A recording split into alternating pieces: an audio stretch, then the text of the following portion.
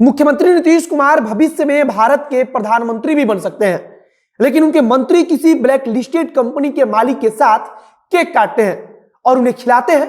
और जब तक माफियाओं के साथ इनके मंत्री केक काटते रहेंगे तब तक विकास की बात एक बेईमानी लगती है। यह बात जन अधिकार पार्टी के मुखिया पप्पू यादव बोल रहे थे। यहां एक बात चौंकाने वाली थी कि पप्पू यादव को मुख्यमंत्री नीतीश कुमार में भविष्य का प्रधानमंत्री दिख रहा है, और कभी इसी नीतीश कुमार में पप्पू यादव को अब तक का सबसे बेकार मुख्यमंत्री दिखता है। पप्पू यादव ने कहा है कि ब्लैक लिस्टेड कंपनी के मालिक का जब जन्मदिन होता है तब सत्ता पक्ष की पार्टियों के तमाम नेता और सरकार के अधिकतर मंत्री उसमें शामिल होते हैं, और उन्होंने मांग की है कि इस कंपनी से जितने भी नेताओं की नजदीकी है उन सबके संपत्ति की जांच की जाए।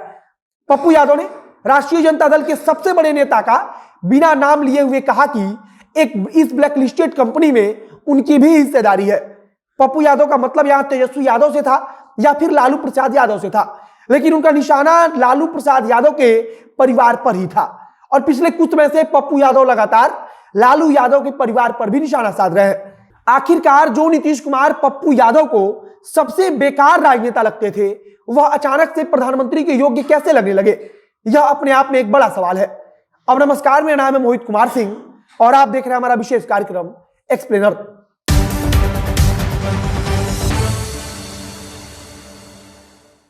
जन अधिकार पार्टी के मुखिया पप्पू यादव ने कहा है कि हम विशेष राज्य के दर्जे के लिए चरणबद्ध तरीके से आंदोलन करने की तैयारी में है, और जन अधिकार पार्टी के कार्यकर्ता इस बात के लिए तैयार भी हैं तथा 27 दिसंबर को विशेष राज्य की मांग को लेकर पूरे राज्य में चक्का जाम करेंगे।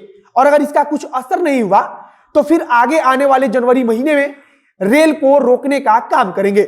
मतलब अब पप्पू यादव विशेष राज्य के दर्जे की मांग को लेकर राज्य भर में एक नया माहौल बनाएंगे, और शायद उनकी कोशिश है कि इसकी बदौलत अपनी राजनीति को सुधारा जाए।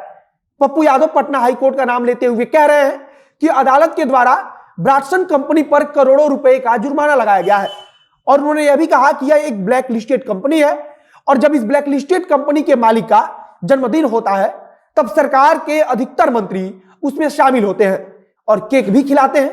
पप्पू यादव ने तो यह भी मांग की है कि जिन भी नेताओं की नजदीकियां इस ब्लैक लिस्टेड कंपनी के मालिक के साथ है उनके संपत्ति की जांच की जाए। उन्होंने राष्ट्रीय जनता दल का नाम लेते हुए कहा कि उसके सबसे बड़े नेता की हिस्सेदारी भी इसी कंपनी में है, और बिहार में अवैध खनन के लिए केवल सरकार नहीं बल्कि सत्ता पक्ष और विपक्ष की जिम्मेदारी बराबर की है। इसी दौरान बोलते बोलते पप्पू यादव ने कह दिया कि नीतीश कुमार तो भविष्य में भारत के प्रधानमंत्री भी बन सकते हैं, लेकिन इसके बाद उन्होंने सवाल उठाते हुए कहा कि नीतीश जी के मंत्री ब्लैक लिस्टेड कंपनी के मालिक के साथ केक काटते हैं। इसके बाद उन्होंने सरकार पर निशाना साधते हुए कहा कि जब सरकार के मंत्री माफियाओं के साथ बैठकर केक काटते हैं और केक खिलाते हैं तब विकास की बात बेईमानी लगती है। कुल मिलाकर पप्पू यादव सत्ता पक्ष के साथ साथ लगातार मुख्य विपक्षी पार्टी राष्ट्रीय जनता दल पर भी निशाना साध रहे हैं। उनका कहना है कि सत्ता पक्ष और विपक्ष दोनों मिलकर अवैध खनन को बढ़ावा दे रहे हैं, और इन दोनों की मिलीभगत से ही राज्य में तेजी से अवैध खनन हो रहा है। जीतन राम मांझी ने शराब को लेकर कहा था कि आप गोली मार देंगे फिर भी वे लोग शराब पीना नहीं छोड़ेंगे, और जीतन राम मांझी ने शराबबंदी की समीक्षा की बात की, और पप्पू यादव ने इस मुद्दे पर जीतन राम मांझी का साथ दिया और कहा कि शराबबंदी पर एक फैसला होना ही चाहिए। जीतन राम मांझी के बारे में अगर हम बात करें तो वे साफ तौर पर कहते हैं कि राज्य में जबरन सरकार शराब को नहीं रोक सकती है, बल्कि जीतन राम मांझी के अनुसार शराबबंदी कानून के तहत जिन लोगों को गिरफ्तार किया जाता है उनमें अधिकांश निचले तबके के ही लोग होते हैं।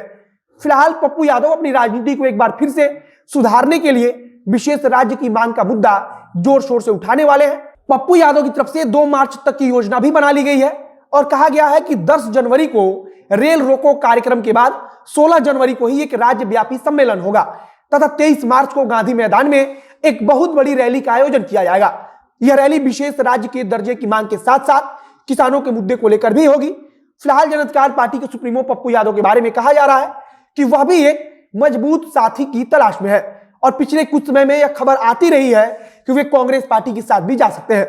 बाकी जन अधिकार पार्टी की क्या योजना होती है और जन अधिकार पार्टी किस प्रकार से यह सब कुछ सफल बना पाती है, यह देखने वाला होगा। इस वीडियो को ही समाप्त करते हैं। वीडियो को शेयर कीजिए, और अगर फेसबुक पर देख रहे हैं तो पेज को लाइक कीजिए तथा यूट्यूब चैनल को सब्सक्राइब कीजिए। मिलते हैं फिर बहुत जल्द अगले वीडियो में कैमरे के पीछे खड़े ओम प्रकाश और मैं मोहित कुमार सिंह। बहुत बहुत धन्यवाद।